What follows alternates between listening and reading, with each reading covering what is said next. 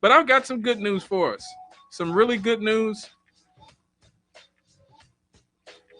for us in the black community in particular. Hell, for the human community.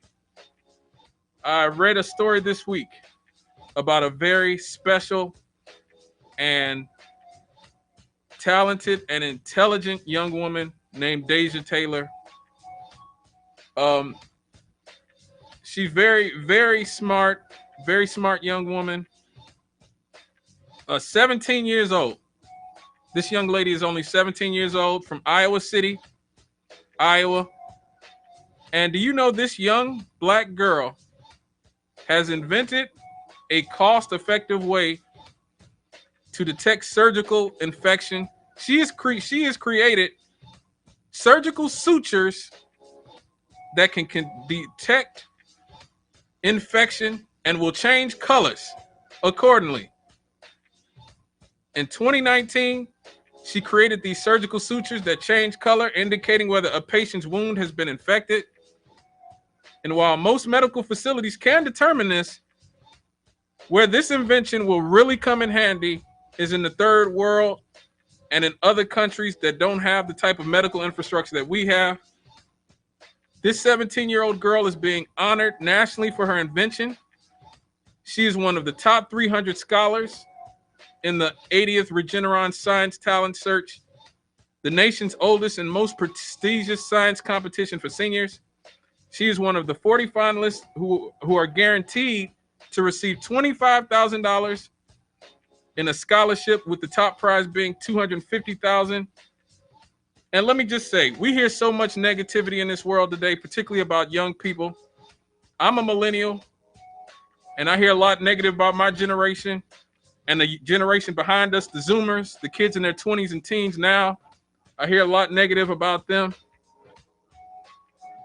And just let me say that there are so many young people out there right now who are doing so many positive things in the city of Gary, like Aaliyah Stewart. We covered Aaliyah Stewart on this show about a few months ago, I think, who has done a lot and been honored by Good Morning America and Robin Roberts and everything else.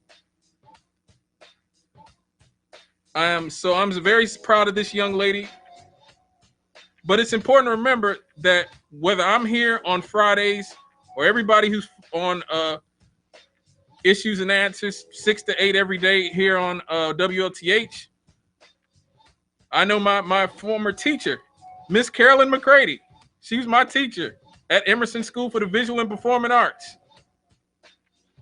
I've met very few people in my life who care more about this community and young people than Miss McCready.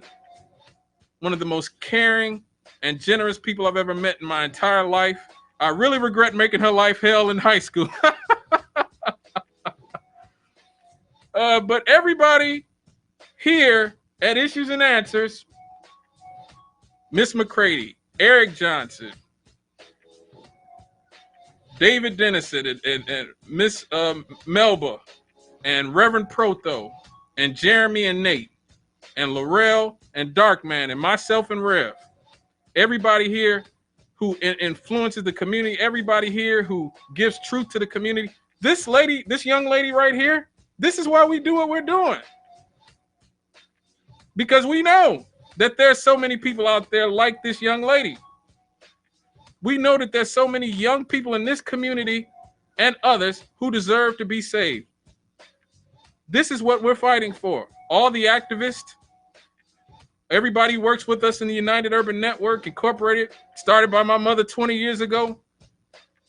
Everybody who worked with the young achievers and everything else, all the churches, all the ministers, all the basketball, baseball, football coaches, everybody in this community and in these surrounding areas, we are fighting for young people like this young lady, even though she ain't from here, but we are fighting for young people to be able to live their dreams and fulfill their potential. That's what it's all about. Fulfilling the potential that these people have.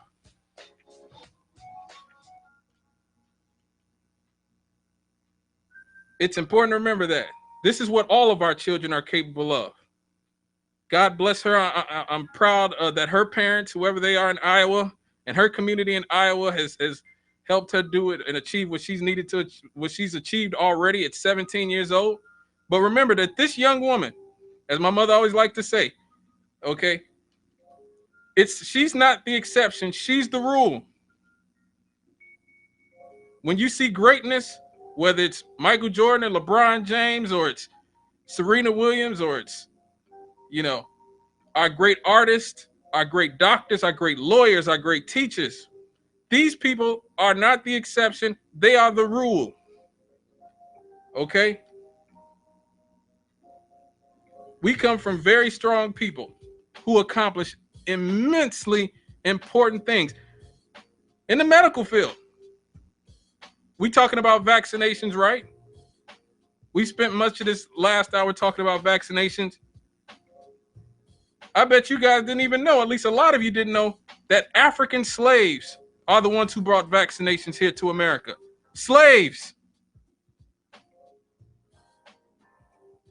Onesimus, that was the name of the slave. He was an African man who was instrumental in the mitigation of the impact on smallpox in Boston, Massachusetts. He was enslaved, and in 1706, he was given to a New England Puritan minister who renamed him John. He brought with him a form of vaccination called variolation, which is the variolation form of inoculation that had been long practiced in Africa among sub-Saharan people. This practice became widespread among colonial people from many regions of Africa. It was first used against smallpox. And the procedure, here's the thing, these people were smart enough to realize that the patients who were receiving these vaccinations or inoculations would, for say a few weeks, suffer some symptoms, but it would overall protect them from the virus.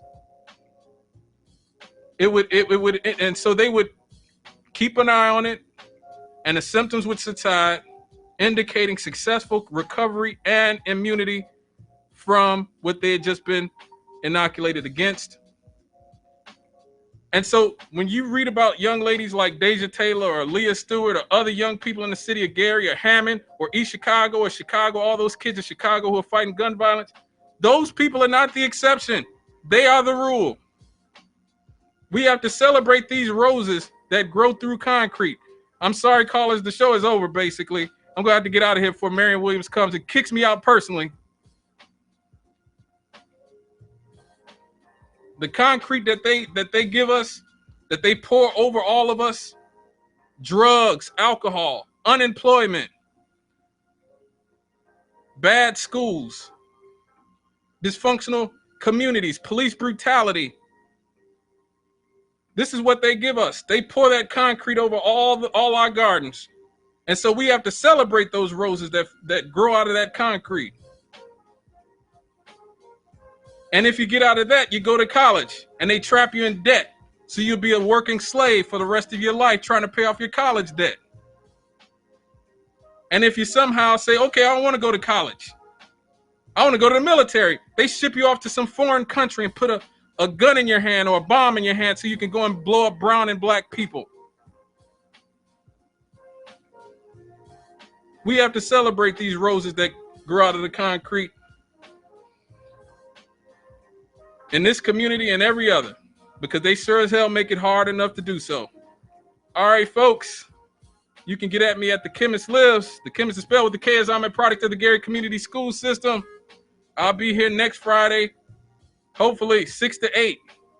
Please